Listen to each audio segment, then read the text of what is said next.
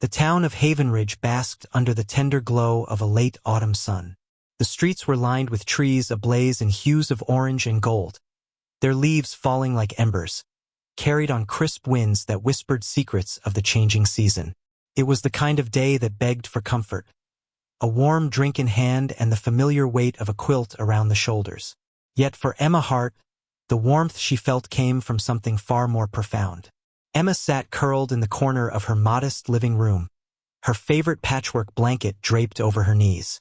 The room was small but inviting, with soft amber light from a table lamp illuminating the well-loved furniture and the gentle clutter of a life lived simply but fully. A pair of framed photographs adorned the mantel, one of her wedding day with Jack, his wide grin mirrored by her own, and another of her parents, who had passed years ago, their love immortalized in sepia tones. Her hands trembled slightly as she cradled the mug of tea, her thoughts a symphony of excitement and nerves. The news she carried was unlike anything she'd ever imagined. Her heart brimmed with joy, so full it was almost unbearable. Twins. The word still seemed surreal, echoing in her mind like a melody she wasn't ready to stop hearing. Emma's gaze drifted toward the kitchen, where Jack was clattering about, distracted by dinner preparations. She smiled. Jack, steady, kind, and endlessly patient, was her anchor. The thought of his reaction to the news made her pulse quicken. She couldn't wait to see the light in his eyes when she told him, to feel the warmth of his arms around her as they celebrated this new chapter. Jack? She called softly, her voice trembling just enough to make him glance up from the counter where he was chopping vegetables. Yeah, Em. His deep voice carried the same gentle familiarity as the home they'd built together. He turned, brushing a stray strand of his dark hair from his forehead. His brow furrowed slightly, sensing her uncharacteristic hesitation. Can you come here for a second? Emma said, setting the mug down and smoothing her hands over the blanket, trying to steady herself. Jack wiped his hands on a dish towel and crossed the room, his eyes searching hers as he sat down beside her. What's up? You okay? Her smile widened despite her nerves, and she took his hands in hers. I have something to tell you, she began, her voice catching with emotion. Something big. Jack tilted his head, his curiosity piqued. Big, huh? Should I be worried? She laughed, shaking her head. Not unless you think your heart can't handle the best news ever. He raised an eyebrow, a teasing grin tugging at his lips. Okay, now I'm dying to know. What is it? Emma took a deep breath, her excitement bubbling over as she spoke. I'm pregnant, Jack. We're having a baby. She paused, watching the wave of emotion transform his face. Actually, we're having twins. For a moment, Jack froze, his expression shifting from surprise to astonishment, and then to uncontainable happiness. Twins? He repeated, his voice trembling as he let out a breathless laugh. Are you serious? We're having twins. She nodded, tears brimming in her eyes as his joy mirrored her own. It's true. Can you believe it? Jack exhaled sharply, running a hand through his hair as if grounding himself in the moment. Then he pulled her into a tight embrace, his breath uneven with emotion. Emma, he whispered, his voice thick with awe. This is everything I've ever wanted. Emma closed her eyes, sinking into the warmth of his arms. It truly was everything. In that moment, their modest suburban home, simple but filled with love, felt like the perfect place to welcome this miracle. They had worked hard for what they had, and though their life wasn't extravagant, it was theirs. And now, they were stepping into the dream they had cherished for so long, a family of their own. But as Emma nestled into the cocoon of Jack's embrace, a strange unease flickered at the edge of her joy. It was subtle, like the whisper of a storm still miles away, but she felt it nonetheless. Perhaps it was the magnitude of the change ahead, or the shadow of her own past, one filled with unanswered questions and hidden wounds. She dismissed the thought quickly, unwilling to let anything tarnish the moment. Outside, the sun dipped lower, painting the town in hues of amber and crimson. As the couple held each other, wrapped in the glow of their love and the promise of a new beginning, They had no way of knowing how drastically their lives were about to change. Fate had other plans. The following morning, the first frost of the season kissed the grass outside their home, turning the world into a glittering expanse of silver. Emma stared out of the kitchen window, her hands cradling a warm cup of coffee. Jack had left early for work, his parting kiss still lingering on her lips. The house was quiet, save for the soft hum of the refrigerator and the occasional creak of the old floorboards. Her thoughts drifted to the future, now bright and sprawling in ways she'd never imagined. Twins. She smiled at the thought, her hand instinctively resting on her stomach. The idea of two tiny lives growing inside her filled her with equal parts wonder and trepidation. She'd always felt capable, grounded, but this was uncharted territory. Her mother's voice echoed faintly in her memory. The hardest things in life are often the most beautiful, Emma. Lean into the chaos. It'll guide you home. The words brought a pang of longing. Her mother had passed when Emma was just 22, leaving behind a void that Emma had spent years trying to fill. And then there was her father, who had disappeared from her life long before she'd even learned to tie her shoes. That loss had been more abstract, like a missing puzzle piece in the background of her childhood. She rarely thought about him anymore, the man who had chosen to vanish rather than stay. As she took a sip of coffee, the doorbell rang, breaking her reverie. Emma frowned, setting her mug on the counter. It was unusual for anyone to stop by unannounced, especially this early. Wiping her hands on a dish towel, she walked to the door and opened it. A woman stood on the porch, her presence as striking as it was unexpected. She looked to be in her mid-50s, with graying blonde hair tied back in a neat bun and piercing blue eyes that seemed to see right through Emma. She was dressed impeccably in a tailored coat and scarf, her posture radiating a quiet authority. "Emma Hart?" the woman asked, her voice steady but laced with something Emma couldn't quite place. Urgency, maybe, or sorrow. Emma blinked, taken aback. "Yes, that's me. Can I help you?" The woman hesitated, her gaze flickering as if she were searching for the right words. Finally, she extended a hand. "My name is Margaret Caldwell. I believe I have something that belongs to you." Emma's brow furrowed as she instinctively reached for the offered hand. "I'm sorry, but I don't think we've met before." "No, we haven't," Margaret replied, her voice softening. "But I knew your father." The words hit Emma like a gust of icy wind. Her father, the man who had been little more than a ghost in her life, an absence she had learned to live with but never fully understood. She felt a pang of defensiveness rise in her chest, an instinctual need to guard herself.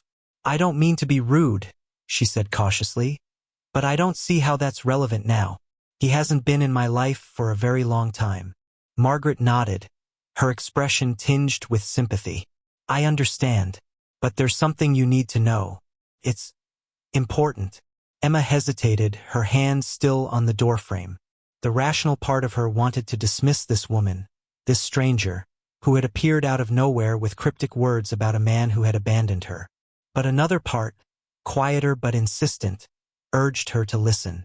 What harm could it do? "All right," Emma said finally, stepping aside. "Come in." Margaret entered the house, her movements precise and deliberate.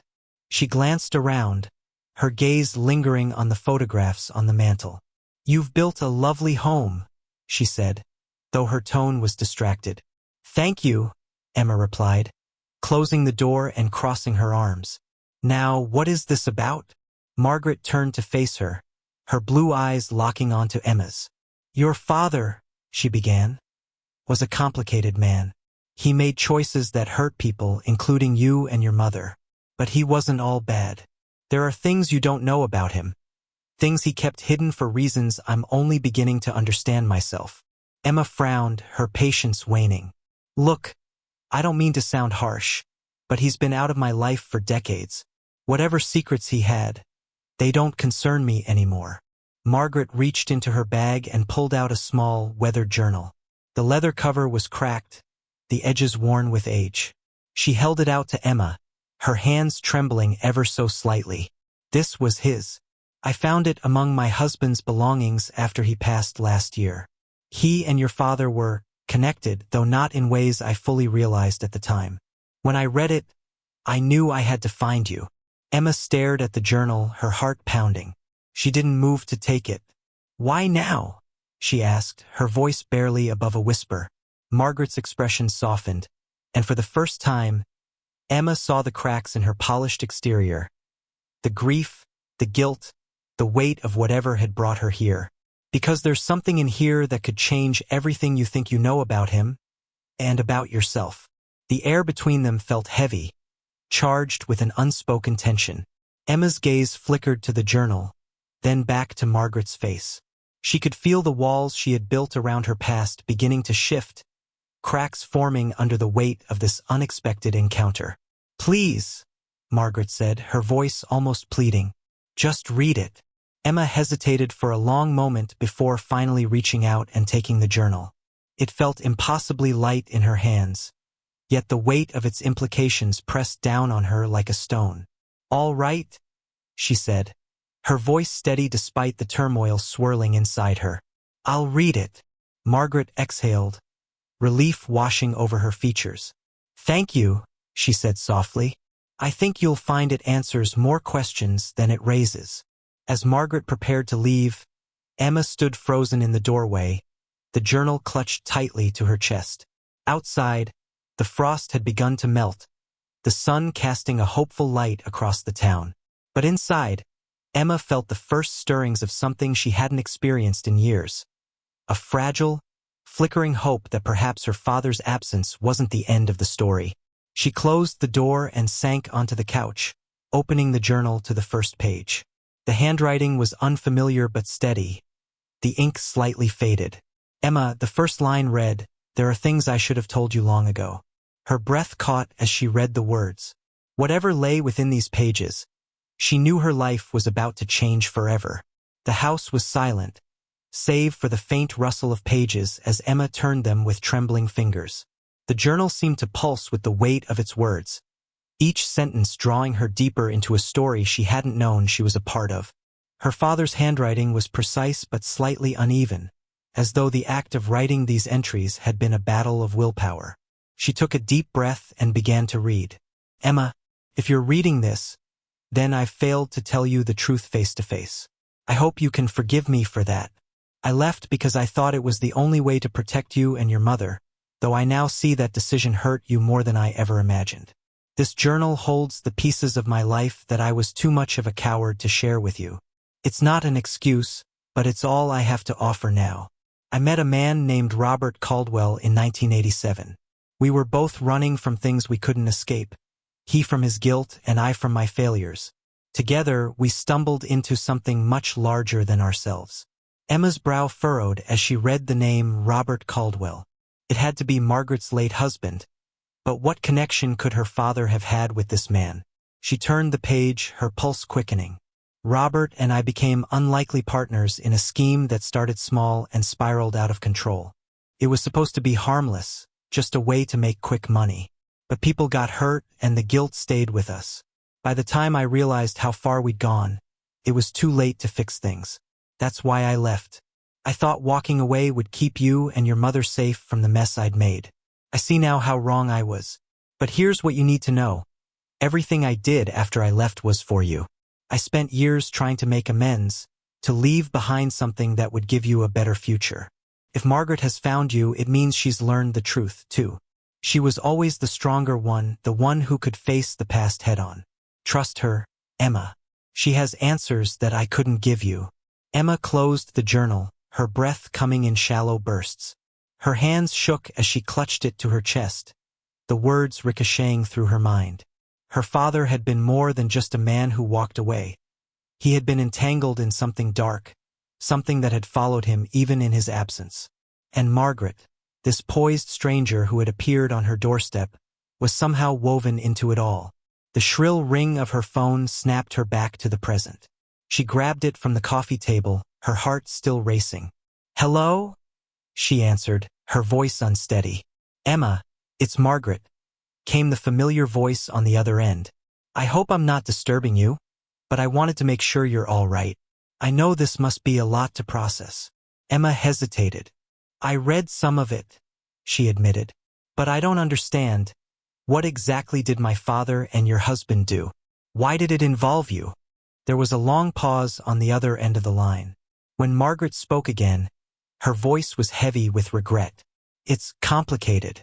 Robert and your father were part of something they couldn't control, something that had consequences far beyond what either of them anticipated. I was drawn in later, though not by choice. Emma, this isn't a story that can be told over the phone. Could we meet? There's so much more I need to explain. Emma glanced at the journal on the coffee table, the weight of its revelations pressing down on her. All right, she said finally. Where should we meet? Do you know the old coffee shop on Sycamore Street? The one near the library? Margaret asked. Yes, Emma replied. Meet me there in an hour, Margaret said. And bring the journal. It's time we talked about the truth. An hour later, Emma sat in a corner booth at the coffee shop, the journal resting on the table in front of her. The smell of freshly brewed coffee and baked goods filled the air, but she barely noticed. Her mind was a tangle of questions and half-formed theories. The bell above the door jingled, and Margaret entered, her presence commanding as ever. She spotted Emma and approached the table, her expression both determined and apologetic. Thank you for meeting me, Margaret said as she sat down. She ordered a tea, then folded her hands on the table. I won't waste your time. I owe you the truth. Emma leaned forward, her gaze unwavering. Start with my father. What did he do? Margaret sighed, her eyes clouding with memories. Your father and my husband were involved in a series of financial schemes back in the late 80s. It started as small-time embezzlement but grew into something much bigger, something that attracted dangerous people. By the time Robert realized they were in over their heads, it was too late. Your father tried to protect his family by disappearing, but the damage had already been done. They owed money to the wrong people and there were threats. Emma's stomach churned. Threats? Against me and my mother. Margaret nodded. Yes, that's why he left. He thought staying would put you in more danger. But what he didn't know was that his departure only delayed the inevitable. Robert and I paid the price for what they'd done. What price? Emma asked, her voice trembling. Margaret hesitated, her composure faltering for the first time. I lost my son, she said quietly. He was taken from us as leverage. Robert spent the rest of his life trying to make things right, but it was never enough. I don't want you to think your father was a bad man, Emma. He made mistakes, but he loved you fiercely. He did everything he could to keep you safe. Emma's throat tightened. The image of her father, the absent figure she had vilified for years, was beginning to shift, becoming more complex, more human. But the revelations raised as many questions as they answered. What happened to your son? Emma asked, her voice barely above a whisper. Margaret looked away, her eyes glistening with unshed tears. I don't know. He disappeared 25 years ago. I've spent every day since searching for him. Emma's heart ached at the raw pain in Margaret's voice. The weight of her own loss, of a father she never truly knew, suddenly felt small in comparison. I'm sorry, Emma said, the words inadequate but sincere. Margaret met her gaze, her expression softening. Don't be. What matters now is finding the truth. Your father left breadcrumbs. Emma. That journal is part of it, but there's more. Together, I believe we can uncover what really happened. Emma stared at the journal, its leather cover worn but resilient. For the first time, she felt the faint stirrings of a connection. Not just to her father, but to this woman who had endured so much for the sake of her own family. Okay, Emma said, her voice steady with resolve. Let's find the truth. The next morning, Emma awoke with a sense of determination she hadn't felt in years. The journal now sat on her nightstand, its presence both comforting and oppressive. She'd spent half the night poring over its contents, uncovering fragmented details of her father's past. While many pages spoke of guilt and regret, there were cryptic notes about accounts, debts, and repeated references to a place called the Willows. Emma had never heard of it before, but it seemed important, a turning point in her father's story. She jotted the name into a notebook and planned to bring it up when she met Margaret later that afternoon. They'd agreed to continue their conversation at Margaret's home, a place Emma imagined would hold as many answers as questions. The drive to Margaret's house was uneventful but unsettling. Haven Ridge was known for its charm, but today the streets felt empty, almost eerie. The late autumn wind carried the scent of decaying leaves, and a heavy overcast sky promised rain. When Emma arrived at Margaret's address, she was struck by the stark contrast to her own modest home. Margaret's house was stately and well-maintained, its pristine exterior betraying none of the grief that had shaped its owner. She rang the doorbell, and the door opened almost immediately. "Emma," Margaret greeted her warmly. She was dressed casually today, a cardigan draped over her shoulders. "Come in." Emma stepped inside, her eyes immediately drawn to the photographs lining the walls of the entryway. Most were of a young boy, his sandy blonde hair and mischievous smile a haunting reminder of the son Margaret had lost. Margaret noticed her gaze and offered a faint smile. "That's Michael," she said softly. "He was 6 in that picture. It's the last one we took as a family." Emma nodded, her chest tightening. She followed Margaret into the living room, where a fire crackled softly in the hearth. The warmth of the room felt at odds with the tension building inside her. Margaret gestured for her to sit, then placed a worn leather box on the coffee table. "I've been going through Robert's belongings since his death," she said, opening the box carefully. "I've found letters, receipts, and a few documents that might help us piece this together." Emma leaned forward as Margaret began laying out the items. Among them were faded photographs, bank statements, and handwritten notes. One photograph caught Emma's attention immediately. It was of her father, younger but unmistakable, standing beside a man she assumed was Robert Caldwell. They were in front of a building with a wooden sign that read the Willows Retreat. "That's the place," Emma said, pointing to the sign. "He mentioned it in the journal. Do you know what it is?" Margaret frowned, her expression darkening. The Willows was a private estate outside of town. In the late 80s, it was used as a front for unsavory activities. "I don't know all the details, but I do know Robert and your father spent a lot of time there. Whatever they were involved in, it started or ended there." Emma studied the photograph, her mind racing. "Do you think it's still there?" Margaret hesitated. "I don't know. It's been years since I've heard anyone mention it, but it's worth investigating. If your father left clues about the Willows, it might be the key to understanding everything." Emma felt a mix of apprehension and resolve. The idea of digging into a place tied to her father's mistakes was daunting, but she couldn't walk away now. "We should go," she said firmly. "If there are answers there, we need to find them." Margaret's eyes widened slightly, as if she hadn't expected Emma's determination. But she nodded. "All right, let me gather a few things, and we'll leave in an hour." The drive to the Willows was quiet, both women lost in their thoughts. The address Margaret had found in her late husband's notes led them down a series of winding roads, the landscape growing more desolate with each turn.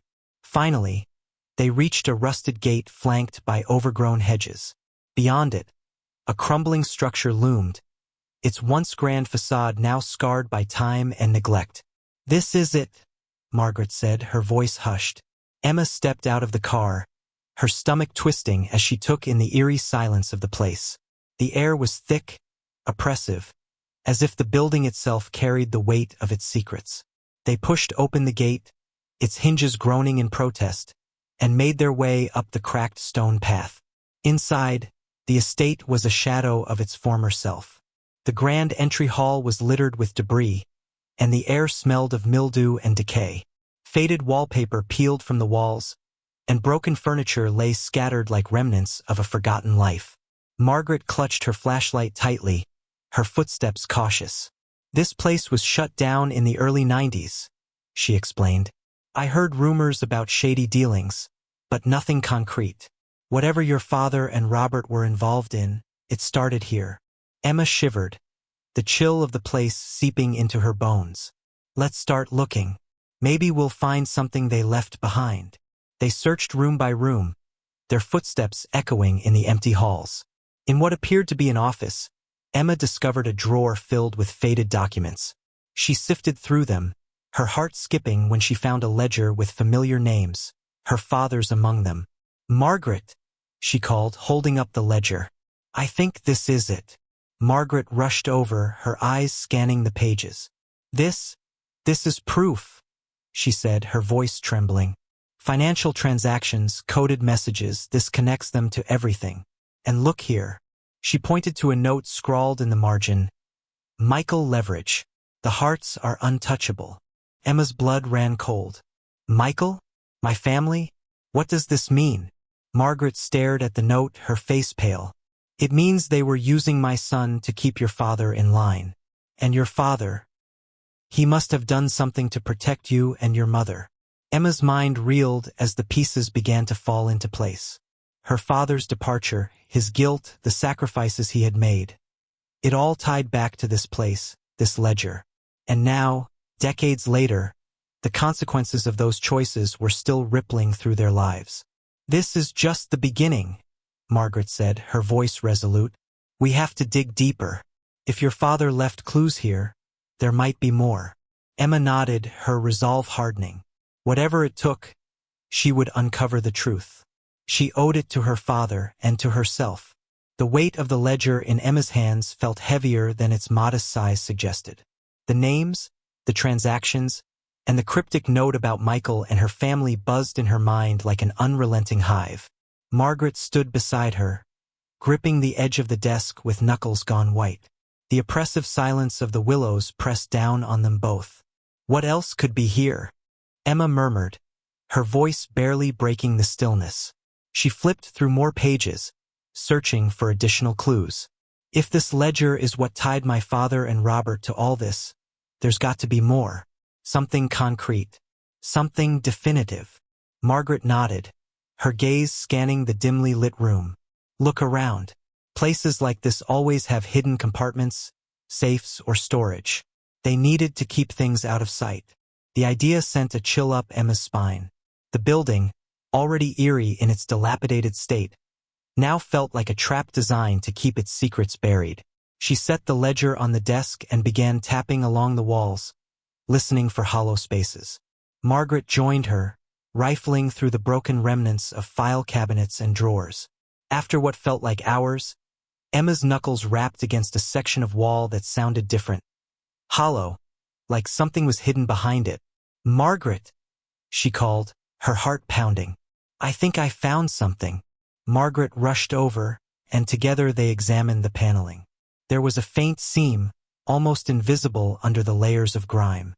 Emma traced it with her fingers, searching for a mechanism or latch. "Here," Margaret said, pointing to a small, inconspicuous hinge near the floor. "It's a hidden panel." With some effort, they pried the panel open, revealing a small alcove inside the wall. Within it lay a metal lockbox, its surface tarnished but intact. Emma's breath caught as she reached for it, the cold metal biting against her skin. Margaret shined her flashlight over the box. "Do you think it's locked?" Emma pressed the latch experimentally, and to her surprise, it clicked open. Inside were papers, yellowed with age but meticulously organized. There were photographs, typed letters, and more handwritten notes. Emma sifted through them, her pulse quickening as familiar names leapt from the pages. Robert Caldwell, David Hart, the Willows. Margaret leaned over her shoulder, her sharp intake of breath breaking the silence. "That's Michael," she whispered, pointing to a photograph. It showed her son as a young boy, standing between two men, Emma's father and Robert. Both men wore strained expressions, their postures stiff and uneasy. "What was my father doing with Michael?" Emma asked, her voice cracking under the weight of her confusion. "I thought you said your son was taken as leverage." Margaret's hand trembled as she picked up the photograph. "He was. But this makes no sense. Why would Michael be with your father? And why does he look happy?" Emma reached for one of the letters and began reading aloud. The words sent shivers down her spine. "David, Michael is safe for now, but they're watching us both. They know about Havenridge, about the girls. We can't keep this up much longer. You need to leave. Protect your family. I'll take care of Margaret and Michael the best I can. Robert. The girls? Emma repeated, her stomach twisting. What girls? Margaret's eyes widened as realization dawned. Emma. I think he meant you and your mother. Emma's mind raced, the letter unraveling everything she thought she knew about her father's disappearance. He didn't just leave us to escape his mistakes, she said, her voice trembling. He left to protect us. Margaret nodded slowly, her gaze distant. And Robert was trying to protect Michael. They must have worked together to shield both of their families from whoever was pulling the strings at the Willows. But it wasn't enough, Emma said bitterly, gesturing to the decrepit building around them. Look at this place. Whatever happened here destroyed their lives. My father's, your husband's, your son's. None of us escaped unscathed. Margaret placed a steadying hand on Emma's shoulder. We're closer now than we've ever been to the truth. These documents, the ledger, the letters, they're pieces of a puzzle. We just have to figure out how they fit. As they left the Willows with the lockbox and ledger in hand, the air outside felt lighter, as though the building's dark energy couldn't extend beyond its crumbling walls. But Emma's heart was still heavy. Every answer seemed to lead to more questions, and the shadow of her father's choices loomed larger than ever. In the car, Margaret sifted through the documents, pulling out another letter. Her expression hardened as she read it silently. When Emma glanced over, Margaret's hands were shaking. What is it? Emma asked, dread pooling in her stomach. Margaret hesitated before handing her the letter. This was addressed to Robert, but it mentions your father and something else. Something we didn't know about. Emma read the letter, her eyes widening with every word. Robert, you've been loyal and I appreciate that. But David is becoming a liability. He's asking too many questions about the Willows and the accounts. You need to deal with him before he compromises everything. And as for the boy, make sure he stays where we can find him. If David doesn't comply, you know what to do. RJ. Emma's hands fell to her lap, the letter crumpling slightly under her grip. They wanted to silence my father, she whispered. And Michael.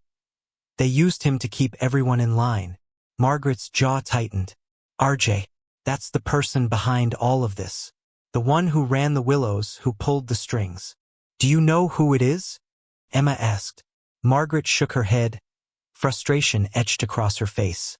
No, Robert never mentioned anyone by that name. But if we find out who they are, we'll have the answers we've been looking for. Emma nodded, her resolve hardening. She couldn't stop now. Too much had been taken.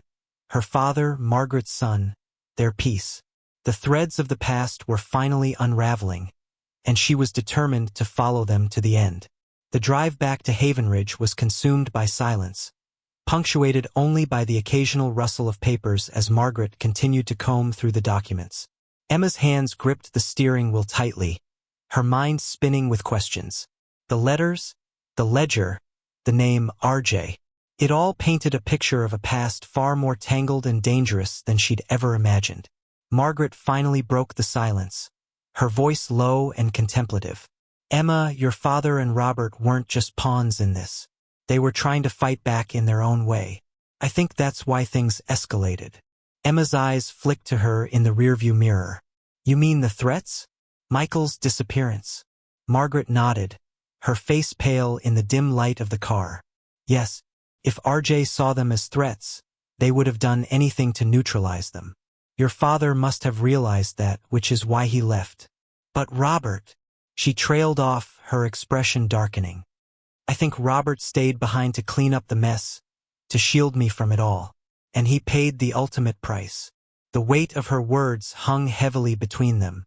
Emma had always thought of her father as a man who had run away, abandoning his responsibilities.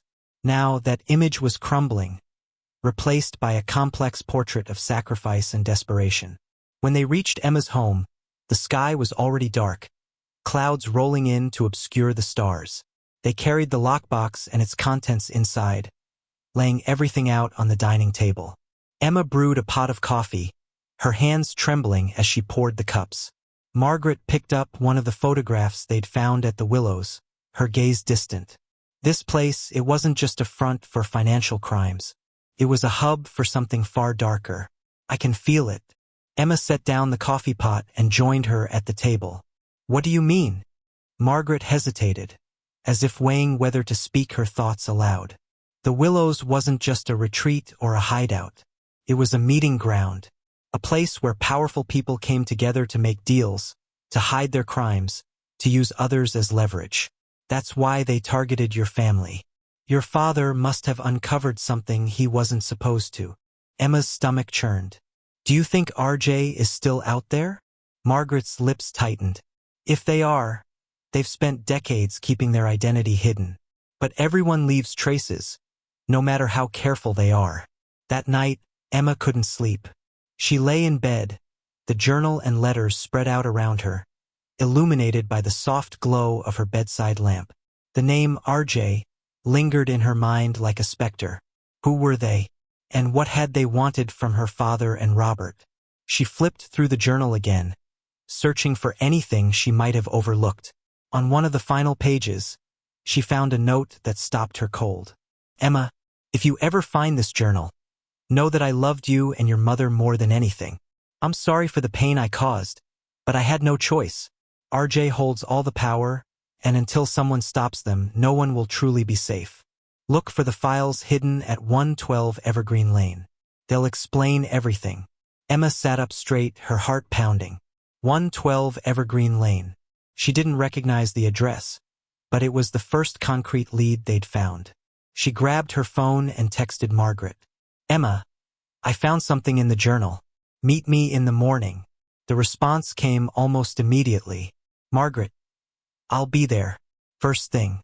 The next morning. The sun barely crept over the horizon when Margaret arrived, her face drawn but determined.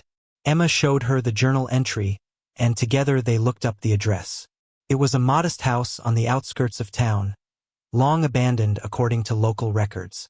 It's a long shot, Margaret said as they drove toward the location. But if your father mentioned it, there must be something there. The house was easy to miss. Overgrown trees and shrubs nearly obscured it from view. The structure itself was weathered and sagging, the windows boarded up. Emma felt a shiver run down her spine as they stepped out of the car. This is it, she said, gripping the journal tightly. Margaret nodded, holding a flashlight as they made their way toward the house. The door was locked, but a few hard shoves from Emma broke it open, the sound echoing through the empty space like a warning. Inside, the house smelled of mildew and decay. Dust coated every surface, and cobwebs hung like tattered curtains. Emma and Margaret split up, searching for anything that might resemble the files her father had mentioned. In what appeared to be a study, Emma found a locked filing cabinet. Margaret, she called, her voice carrying through the empty halls. Margaret hurried in, her flashlight beam illuminating the cabinet. Do you think this is it? Emma nodded, tugging at the drawers. They wouldn't budge. It's locked. Margaret reached into her bag and pulled out a small crowbar. Let's hope this works. After a few minutes of prying, the lock gave way with a loud snap. Emma pulled the drawer open, revealing a stack of folders and envelopes, each marked with dates and cryptic labels. She picked up the first folder and opened it, her breath catching at the contents. Photographs, documents, and letters spilled out, all of them connected to the Willows. There were names, dates, and transactions, along with photographs of people Emma didn't recognize. But one photo made her freeze. It was of a man sitting at a desk, his face partially obscured by shadow. On the desk was a nameplate, Richard Jameson. RJ, Margaret whispered, her voice trembling. Emma's hands shook as she stared at the photograph. This is him. This is the man who destroyed our lives. Emma couldn't tear her eyes from the photograph. The man, Richard Jameson, RJ, looked nondescript, ordinary even. He wore a tailored suit, his expression calm and composed, as though he had nothing to hide.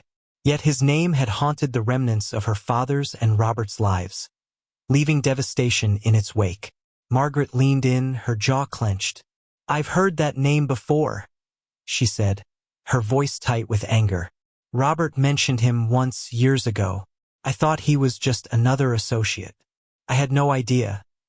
No idea he was the one pulling all the strings. Emma rifled through the rest of the documents, her mind racing.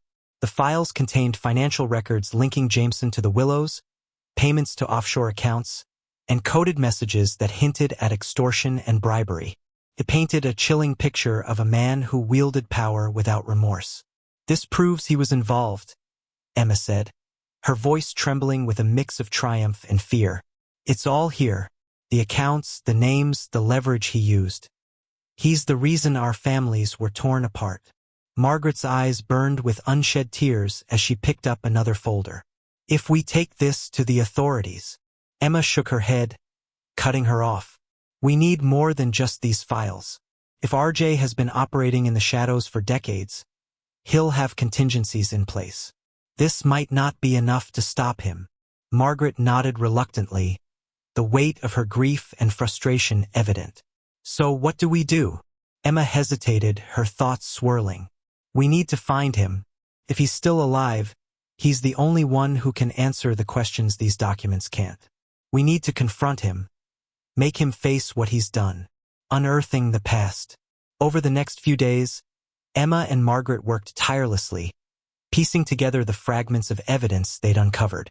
They combed through the files from the house on Evergreen Lane, cross-referencing names and addresses with online databases. It was slow, grueling work, but piece by piece, a clearer picture of RJ's network began to emerge. The financial records revealed a complex web of shell companies and hidden accounts, all leading back to a single address in New York City.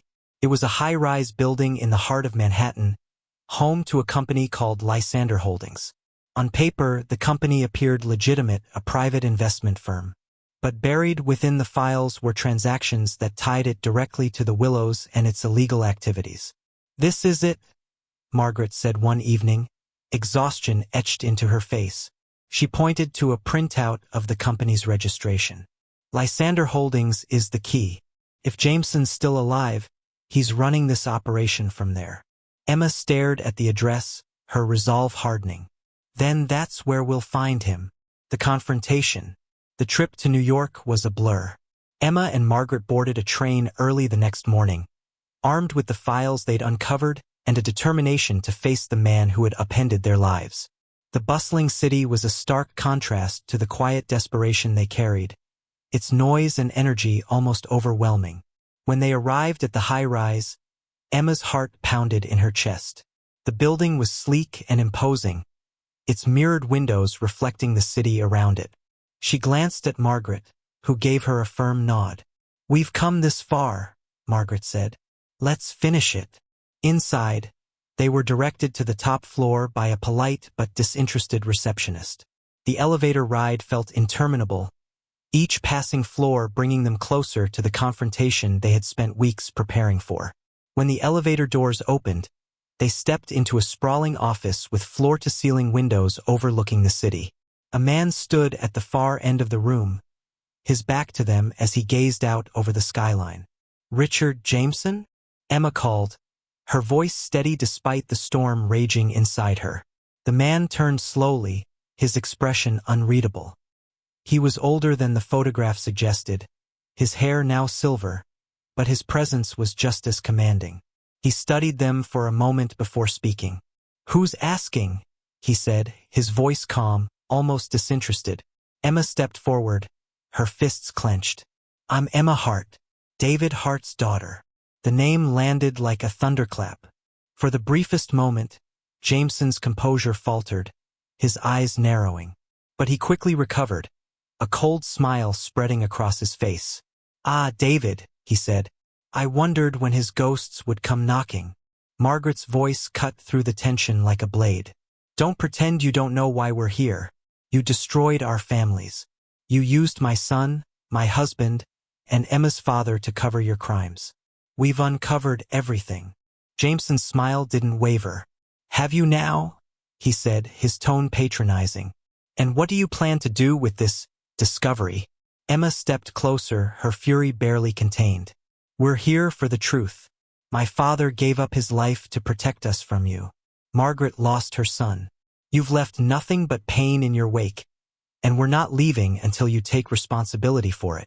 Jameson's expression darkened, his voice dropping to a menacing tone. Responsibility?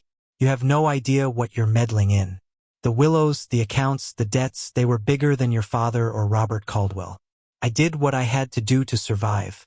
They chose their paths. Emma's hands shook with anger. They chose to protect their families. You chose to destroy them. Jameson let out a bitter laugh. You're naive just like your father. Do you think you can stop me with a few old documents and righteous indignation? I've outlasted bigger threats than you. Margaret's voice cut through the room like ice. Maybe, but this time we have proof. And we're not afraid of you. For the first time, a flicker of doubt crossed Jameson's face. Emma seized the moment, stepping forward and slamming the photograph and documents onto his desk. This is just the beginning, she said.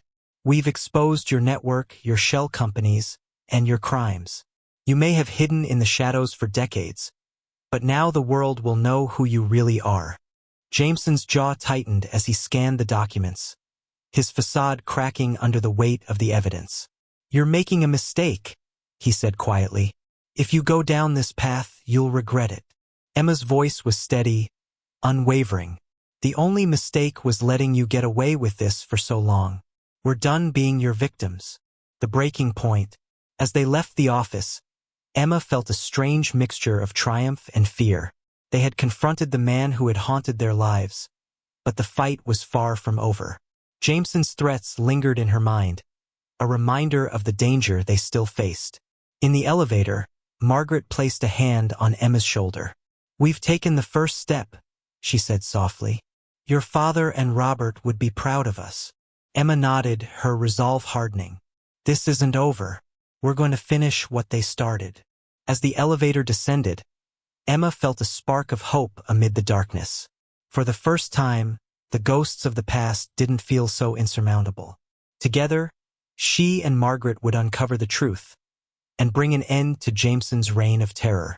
The days following their confrontation with Richard Jameson were a blur of activity and tension.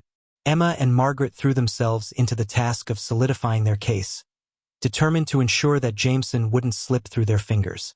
They worked tirelessly, reaching out to investigators, gathering testimonies, and connecting with people who had ties to the Willows. But Jameson wasn't going down without a fight. The fallout begins. On the second morning after the confrontation, Emma awoke to the sound of her phone buzzing incessantly. She grabbed it groggily, her heart sinking when she saw the flood of notifications, texts from friends, missed calls from unknown numbers, and an email that made her blood run cold. Subject: Cease and desist notice. From Jameson and Associates legal firm. Margaret arrived soon after, her face lined with worry. She dropped a newspaper onto Emma's kitchen table. The headlines screamed out at them. Local women target business tycoon in smear campaign. This is Jameson, Margaret said, her voice tight with anger. He's trying to discredit us before we can expose him. Emma clenched her fists, her breath coming in shallow bursts. He's trying to scare us into backing down. But we're not stopping, Margaret. Not after everything we've found. Margaret nodded, her expression hardening. We'll fight him. We'll make sure his crimes see the light of day. An unexpected ally. Later that day, as Emma sorted through the latest batch of documents, her phone buzzed again. This time, it was a call from an unknown number. Reluctantly, she answered. Hello? She said, bracing herself for another legal threat. A woman's voice came through, calm but resolute. Is this Emma Hart? Yes, Emma replied cautiously. Who's asking? My name is Vivian Cole, the woman said. I used to work for the Willows. I heard about what you and Margaret Caldwell are doing. I think I can help. Emma sat up straight, her pulse quickening. How do you know about us? Let's just say I've been following Jameson's movements for a long time, Vivian said. I've been waiting for someone to come forward, someone brave enough to challenge him. I have information that could seal his fate, but we need to meet in person. Emma hesitated, exchanging a glance with Margaret, who had been listening intently. Where? Emma asked finally. There's a cafe on Elm Street, near the train station, Vivian said. Tomorrow at noon. Don't tell anyone else. The meeting. The next day, Emma and Margaret arrived at the cafe early, nerves buzzing beneath their calm exteriors. They sat in a corner booth, scanning the room for any sign of Vivian. Just as Emma began to doubt whether the woman would show, a tall, composed figure entered the cafe and walked straight toward them. "I'm Vivian," the woman said, sliding into the booth. Her dark eyes were sharp, her expression unflinching. "Thank you for coming." Emma studied her carefully. Vivian looked to be in her late 40s, with an air of quiet confidence that hinted at a lifetime of secrets. "You said you could help us," Emma said. "How?" Vivian leaned in, her voice low. "I worked as an accountant for the Willows in the late 80s. My job was to manage their financial records, to make sure nothing led back to the people in charge. But I kept my own copies, insurance, in case I ever needed leverage. And now, I'm ready to use them." Margaret's eyes widened. "You have the records? Proof of Jameson's involvement?" Vivian nodded. "Not just Jameson. There were others. Politicians, CEOs, people who built their empires on the backs of the Willows operations. I stayed silent for years because I was afraid of what they'd do if I came forward. But after seeing what they did to Margaret Caldwell and David Hart," she trailed off, her expression darkening. "It's time someone stood up to them." Emma's heart raced. "Why now? Why not sooner?" Vivian sighed. "Because I thought no one would believe me. But you've already started the fight. You've made people pay attention. Together we can finish this." The tipping point. That evening, back at Emma's house, the three women pored over the files Vivian had brought. The documents were damning: bank transfers, memos, and even photographs tying Jameson and others to the Willows. It was the smoking gun they had been searching for. But as they worked, Emma couldn't shake the feeling that they were being watched. A shadow passed outside the window, and her stomach twisted with unease. She closed the blinds and double-checked the locks on the doors, but the feeling lingered. "They won't let this go quietly," Vivian warned, her voice grim. "Jameson and his people have too much to lose." Margaret placed a hand on Emma's shoulder. "We're not backing down," she said firmly. "We've come too far." The reckoning. The next morning, Emma and Margaret accompanied Vivian to the district attorney's office, where they presented their evidence. The DA, a sharp-eyed woman named Angela Perez, listened intently as they laid out their case. "This is explosive," Perez said, flipping through the files. "If we can verify these documents, we'll have enough to launch a full investigation." Emma felt a surge of hope. "You'll take it?" she asked, her voice trembling. Perez nodded. "Absolutely. But be prepared. The people involved in this will fight tooth and nail to protect themselves. You'll need to stay vigilant." As they left the office, Emma felt a strange mix of triumph and fear. They had taken the first step toward justice, but the battle was far from over. Jameson wouldn't go down without a fight, and the shadows of the Willows still loomed large. A glimmer of hope. That night, as Emma sat by the fire with Margaret and Vivian, she allowed herself a moment of reflection.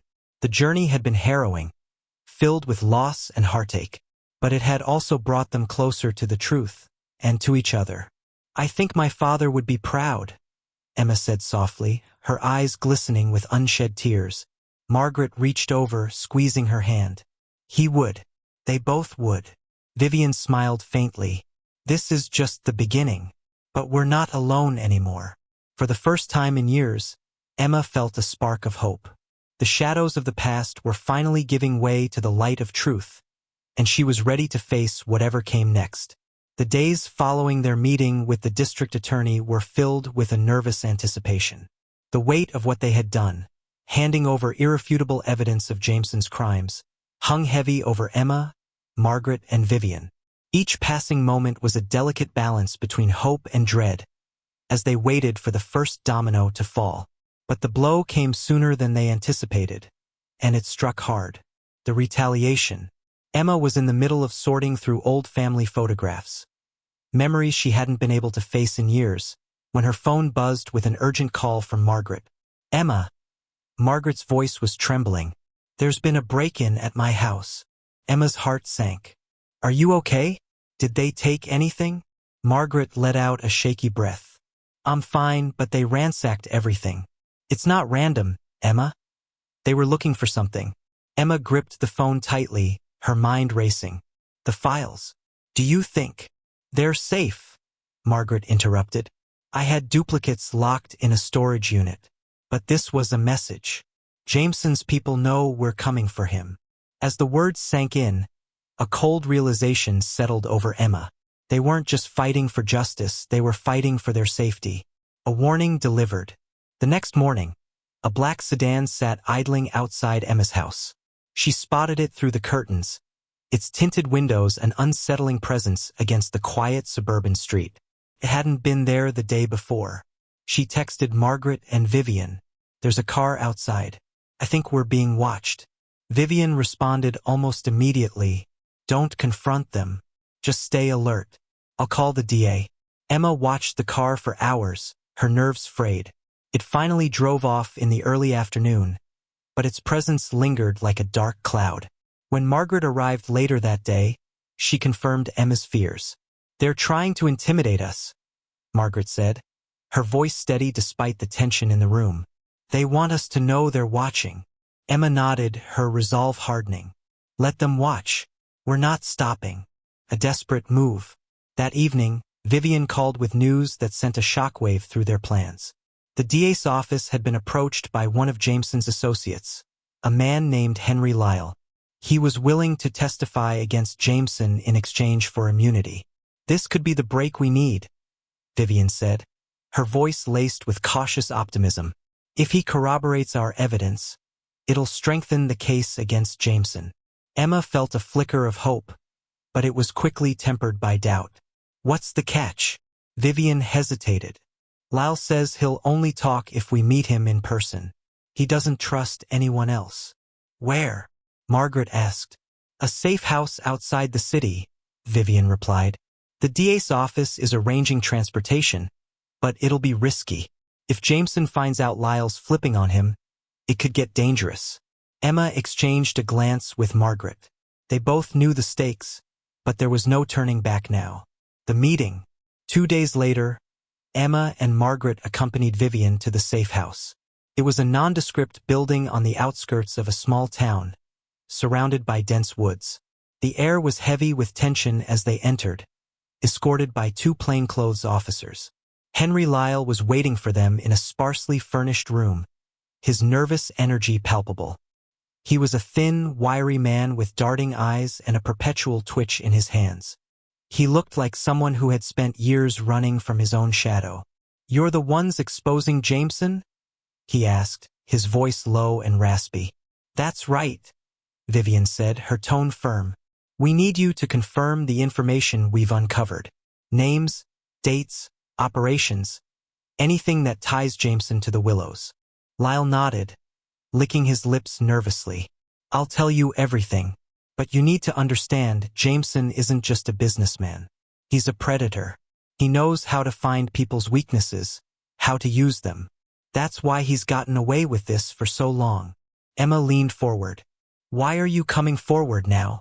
Lyle's gaze dropped to the floor. Because I can't live with the guilt anymore. I saw what he did to your father, to Caldwell, to all the others who tried to stand up to him. I thought I could stay out of it, but... He trailed off, his voice cracking. I was wrong. Margaret's expression softened, but her voice was sharp. Then help us make it right.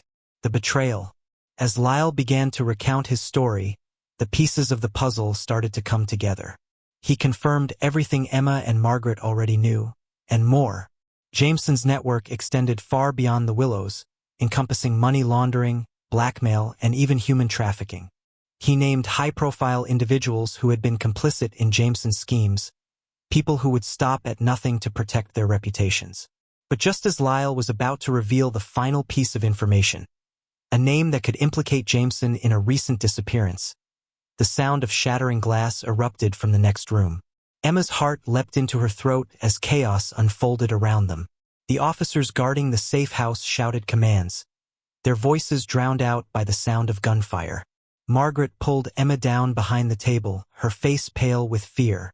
"They've found us," Margaret whispered, her voice trembling. Vivian grabbed Lyle, dragging him toward a back exit. "We have to move now." Emma and Margaret followed, their hearts pounding as they fled through the narrow hallways. The safe house erupted into chaos, bullets ricocheting off walls and windows. Emma's mind raced, her instincts screaming at her to keep moving. When they finally burst into the cold night air, they were met by a black SUV. An officer waved them inside, shouting for them to hurry. They piled in, the engine roaring to life as the vehicle sped away from the scene. The narrow escape. As the SUV barreled down the empty road, Emma looked back, her chest heaving. The safe house was a distant silhouette, smoke rising from its shattered windows. She turned to Vivian, who was clutching a trembling Lyle in the back seat. "Who were they?" Emma asked, her voice shaking. "Jameson's people," Vivian said grimly. They knew Lyle was going to talk. Margaret's face was pale, but her eyes burned with determination. "We have to protect him. If he's willing to testify, we can't let Jameson silence him." Emma nodded, her fear giving way to resolve. They had come too far to back down now. Whatever it took, they would see this fight through to the end. The escape from the safe house left Emma's nerves frayed, her mind spinning with questions. The attack had been too precise, too deliberate to be a coincidence. Jameson's reach extended further than they had imagined, and now, with Henry Lyle in their custody, the stakes had never been higher. The SUV drove them to an undisclosed location, a secondary safe house, deeper in the woods, shielded from prying eyes. The DA's office had doubled security, ensuring that no one but their most trusted personnel knew their whereabouts. Inside, the air was thick with tension. Lyle sat hunched in a corner, his hands shaking as he cradled a cup of coffee. Margaret paced the room, her face etched with worry, while Vivian spoke in hushed tones to the lead officer. Emma sat down next to Lyle, her voice soft but firm. "You're safe now, but we need you to stay strong. If you back out, everything we've worked for could fall apart." Lyle nodded, his eyes darting nervously. "I'll testify," he said, his voice a whisper. "But you don't know Jameson like I do. He doesn't just destroy people. He makes them wish they'd never been born." Emma's chest tightened, but she refused to let the fear show. "Then it's time someone stopped him. And you're the only one who can. The key witness." Over the next 2 days, Lyle revealed everything he knew. His testimony painted an even darker picture of Jameson's operations than Emma and Margaret had uncovered. Lyle spoke of offshore accounts, falsified contracts, and secret meetings held at the Willows to secure the loyalty of powerful allies. "He kept records," Lyle said, his voice trembling. "Everything: names, dates, amounts. He thought it was insurance in case anyone turned on him." Emma leaned forward, her pulse quickening. "Where are the records now?" Lyle hesitated. "There's a safe," he said finally. "In his office.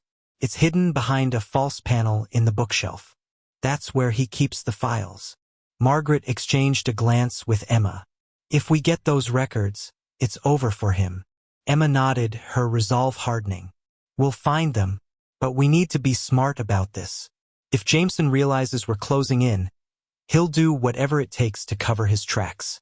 The plan. With the DA's approval, Emma, Margaret, and Vivian worked with investigators to plan a raid on Jameson's office. The goal was simple: retrieve the files from the hidden safe and secure enough evidence to dismantle his empire once and for all. The team assigned to the operation included experienced agents and cybersecurity experts who would ensure that Jameson couldn't destroy digital records before they could be retrieved. But the risk was high.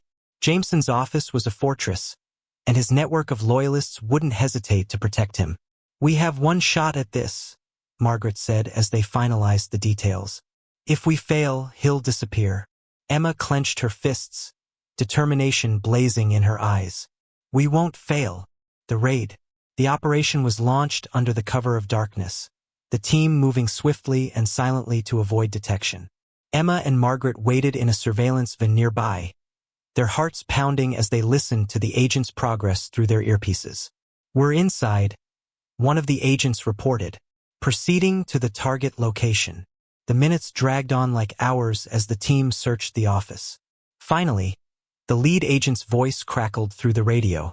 "We've found the safe. Preparing to breach." Emma held her breath as the sound of drilling filled the line. Moments later, the agent spoke again, his tone triumphant. "We've got it. Retrieving the files now." Margaret exhaled, her shoulders sagging with relief. "They did it," she said, her voice barely above a whisper. But the victory was short-lived. "Hostiles incoming," another agent shouted. "We've been compromised." The line erupted into chaos as the sound of gunfire echoed through the earpieces. Emma's stomach dropped, her hands trembling as she clutched the edge of the console. "Fall back," the lead agent ordered. "Secure the files and get out." The price of truth. Despite the ambush, the team managed to escape with the files, but not without casualties. 2 agents were injured in the firefight, and the aftermath left Emma and Margaret shaken. They had underestimated Jameson's reach once again, and the cost of their pursuit of justice was becoming painfully clear. Back at the safe house, the lead investigator placed the recovered files on the table. "We've got what we need," he said, his voice heavy. "These documents confirm everything Lyle told us, and more. Jameson's network, his allies, his offshore accounts. It's all here." Emma stared at the files, her heart a mix of triumph and sorrow. They had the evidence to bring Jameson down, but the cost had been steep. Margaret placed a hand on her shoulder. "This is what your father fought for," she said softly. "What Robert died for. It's not over yet, but we're closer than we've ever been. A new battle." As the DA's office prepared to issue warrants and bring charges against Jameson and his associates, Emma couldn't shake the feeling that the fight was far from over. Jameson was a cornered animal now, and she knew he would do anything to protect himself. The files had given them the upper hand, but the danger hadn't passed. Jameson still had allies, and the shadows he operated in were deep and treacherous. "We've come too far to stop now," Emma said, her voice steady. "Whatever it takes, we'll see this through." Margaret nodded, her gaze unwavering. Together, as they prepared for the final battle against Jameson, Emma felt a flicker of hope. The truth was out, and the walls Jameson had built around his empire were beginning to crumble. But the fight wasn't over, not yet. The storm surrounding Richard Jameson erupted into full force. With the files recovered from his office, the DA's office launched an aggressive operation, executing warrants against his known associates and freezing accounts tied to the Willows. News outlets began to pick up the story, and the name Richard Jameson, once synonymous with power and prestige, became headline fodder for corruption and scandal. But Emma, Margaret, and Vivian knew the battle was far from over. Jameson wasn't a man to go down without a fight, and the shadows he'd operated in for decades were still vast and dark. Jameson strikes back. The retaliation came swiftly. That morning, Emma awoke to find a police car outside her house. She opened the door to find 2 officers standing on her porch. "Emma Hart?" one of them asked, holding up a badge. "Yes," Emma replied cautiously. "You're under investigation for corporate theft and tampering with private property," the officer said, his tone brisk. "We have a warrant to search your home." Emma's heart sank. She knew this was Jameson's doing, an attempt to discredit her and undermine the evidence she'd brought forward. She watched helplessly as the officers combed through her belongings, confiscating her computer and personal files. When she called Margaret, the news was the same. Police had shown up at her house and Vivian's apartment, executing identical warrants. Jameson had weaponized the system against them, turning their quest for justice into a battle for survival. "We knew he'd play dirty," Margaret said over the phone, her voice steady despite the circumstances. "But this only proves we're getting to him. He's desperate." A glimmer of support. The relentless attack on their credibility made it clear they needed help. That afternoon, Emma, Margaret, and Vivian met with Angela Perez, the DA who had taken their case. Perez listened intently, her sharp eyes narrowing as Emma described the harassment and intimidation they were facing. "This is his playbook," Perez said grimly. Jameson's trying to muddy the waters, make it look like you're the criminals. But the evidence we have is solid. We're moving forward with the case, and he knows it. Emma leaned forward, her frustration bubbling over. He's still out there, pulling strings. How do we stop him? Perez's expression softened. By staying the course. The warrants we've issued have already turned up more evidence, and we've frozen enough of his assets to limit his reach. But this is going to get worse before it gets better. You need to be prepared for that. Margaret nodded, her jaw tight. We've come too far to back down now. Perez gave them a small, encouraging smile. Good. Because this time, the law is on your side. The turning point. A week later, a breakthrough came in the form of another defection. One of Jameson's closest confidants, a man named Peter Klein, approached the DA's office with an offer to testify. Klein had been the architect of Jameson's offshore accounts and could provide first-hand details of the financial crimes tied to the Willows. When Perez called to tell them the news, Emma felt a surge of hope. If Klein's testimony corroborates Lyle's, it'll seal the case, Perez said. Jameson won't be able to wiggle out of this. But Klein's cooperation came with a warning. Jameson has people everywhere, he told Perez during his initial deposition.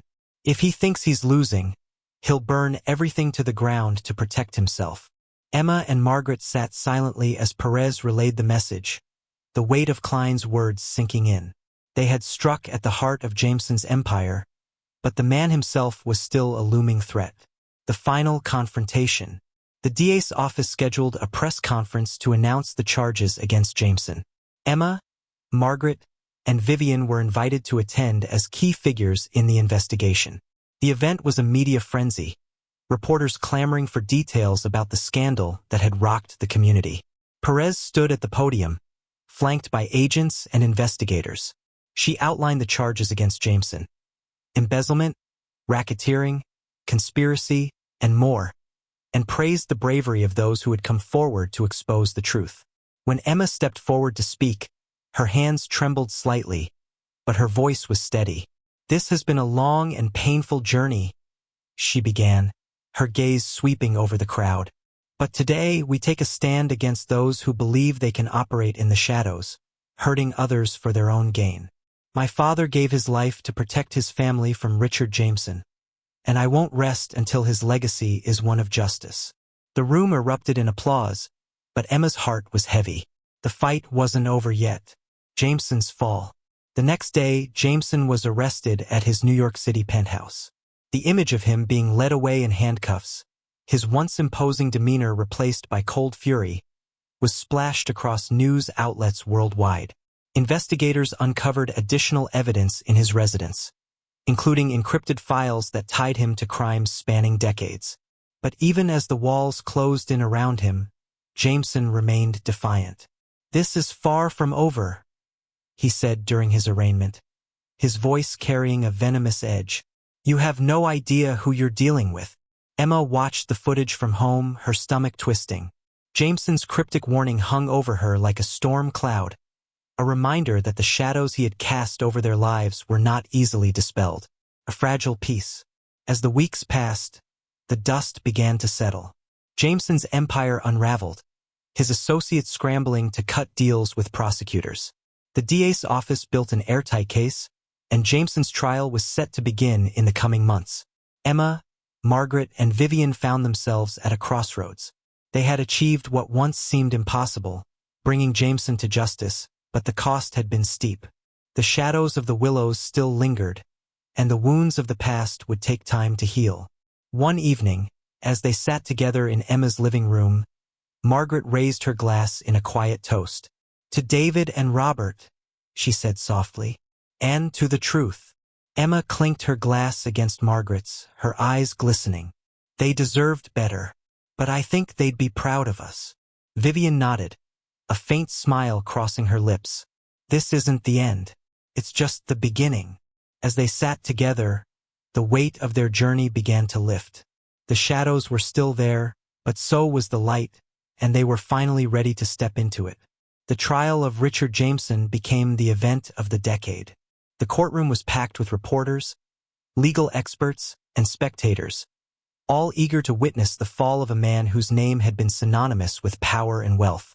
Emma, Margaret, and Vivian were there too, their seats near the front a testament to the roles they had played in unraveling his empire. Jameson sat at the defense table, his expression calm but his eyes cold and calculating. His high-powered legal team spared no effort in trying to dismantle the prosecution's case, but the evidence was overwhelming. Testimonies from Henry Lyle and Peter Klein painted a damning picture of Jameson's crimes, while the documents recovered from the Willows and his office sealed his fate. The verdict.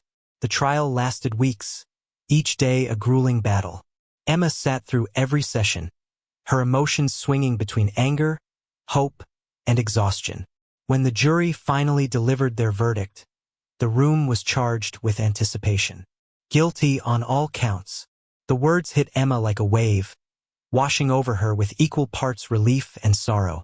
Tears streamed down her face as she turned to Margaret, who squeezed her hand tightly. Vivian leaned in, her voice barely above a whisper. It's over. But Emma knew it wasn't entirely over. Justice had been served, but the scars left by Jameson's actions would take years to heal. Still, in that moment, she allowed herself to feel the weight of their victory. They had done what so many thought impossible. They had exposed the truth and brought a monster to justice. A new beginning. In the weeks following the trial, life began to settle into a new rhythm. Emma and Margaret worked together to establish a foundation in memory of their loved ones, dedicated to supporting victims of financial and emotional exploitation. They called it the Willows Project, reclaiming the name as a symbol of hope and resilience. Vivian joined the effort, using her expertise to track down others affected by Jameson's network and offer them resources and support. The foundation quickly gained momentum, drawing attention from advocacy groups and legal organizations. For Emma, the work was healing. She spent her days immersed in the project, her nights reflecting on the journey that had brought her here. Her father's journal sat on her nightstand, a reminder of the man who had sacrificed everything to protect her.